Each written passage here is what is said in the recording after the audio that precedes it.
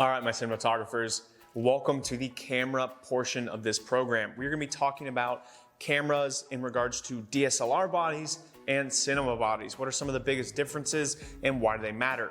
So one of the biggest differences I find between cinema cameras and DSLRs are internal NDs. Internal NDs make a huge difference, especially when we're looking at changing environments really fast.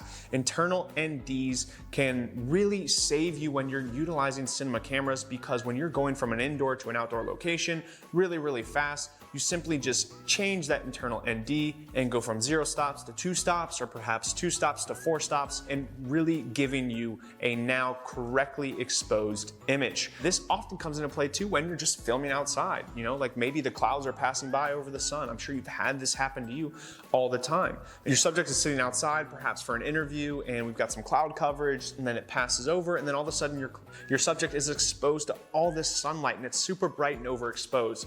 So having an internal ND can make a big difference. Now, if you are utilizing DSLRs, a really good option for you would be a VND. A VND is a variable neutral density filter. What's really cool about a variable neutral density filter is that you can change the amount of stops it's utilizing, but by rotating the lens or the filter itself that is going to be on top of your camera lens.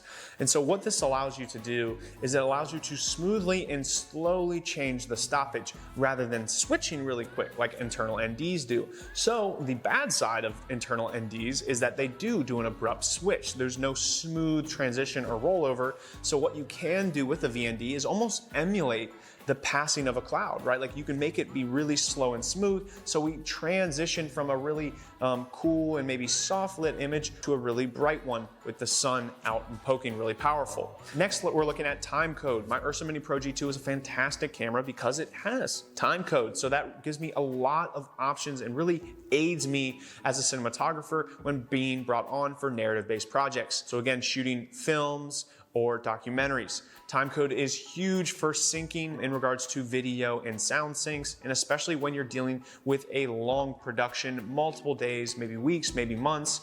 You've got a lot of different content that you're capturing. So being able to sound sync and sync the video and sound via timecode saves you so much time in post-production. Now, if your camera doesn't have timecode, a great option for you is a software called Pluralize. Pluralize I got myself for about, I believe, $300 online. And Pluralize is a fantastic software that you can utilize. Essentially what Pluralize does is you go into your project in Premiere Pro or whatever editing software that you're utilizing, and you select all your video clips and audio clips. And Pluralize is essentially gonna read those, listen to those, and auto sync them up for you. So in case you do not have timecode in your camera, but you're looking to achieve that same kind of style or effect, essentially save you a ton of time in post-production, getting Pluralize is a great option, but again, it is an investment. Next, we can look at large sensors. Larger sensors come in cinema cameras, and a larger sensor means more image data, more information, which is better optimized for creating better videos, right? We have more capabilities. So looking at Blackmagic Design's Ursa Mini Pro with 12K, right? So having a 12K sensor allows you a lot more versatility, being able to punch and crop in a significant amount without losing any of that quality is huge. Next, we can look at global shutter, raw profiles, ProRes options, input personal cuts. Like these are all great options that come again with having a cinema camera as compared to a DSLR. The next thing I really want to hit on is dynamic range. So dynamic range is really pivotal, and it's much better in cinema cameras. To put simply, dynamic range is the range of brightness your camera sensor is capable of recording. So the higher the dynamic range, the more details will be retained in the shadows as well as in the highlights.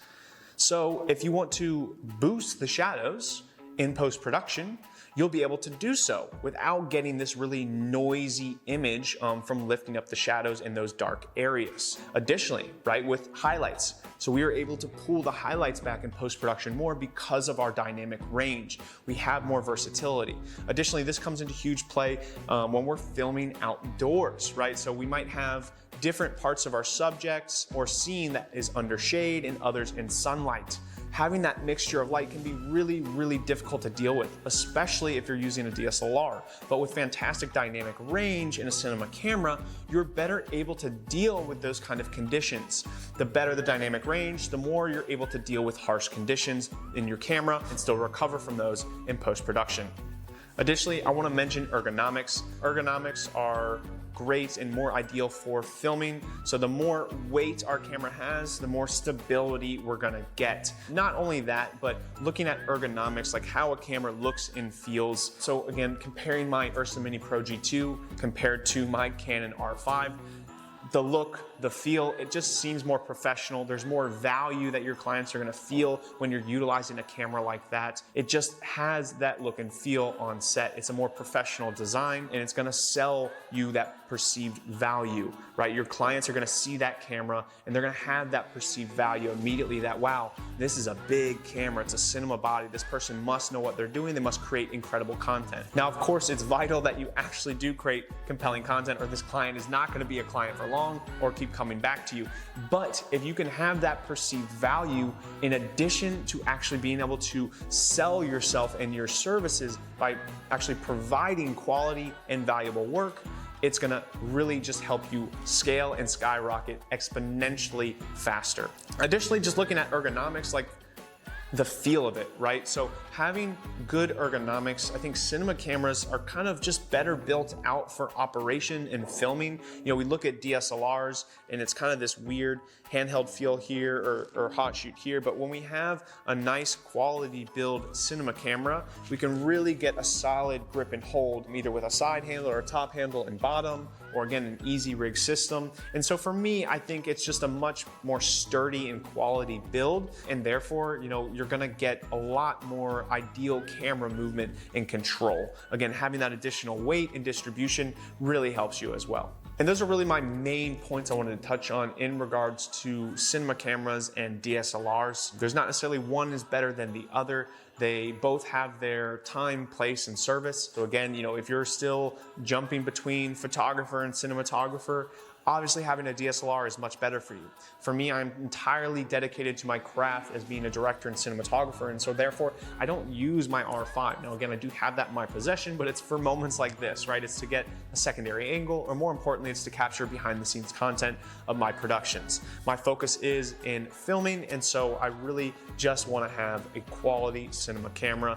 Again, the big things for me when I'm looking at cameras, my big deciding factors are sensor, resolution capabilities, does it have internal NDs or not?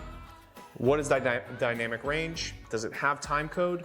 And can I do audio inputs? So another great benefit of my Ursa Mini Pro G2 is I have 2 slots for XLR inputs. So I can use a shotgun mic and get really, really good high quality audio. This is really, really important to me as well when being a cinematographer and director. All right, guys, let's move on to the next module.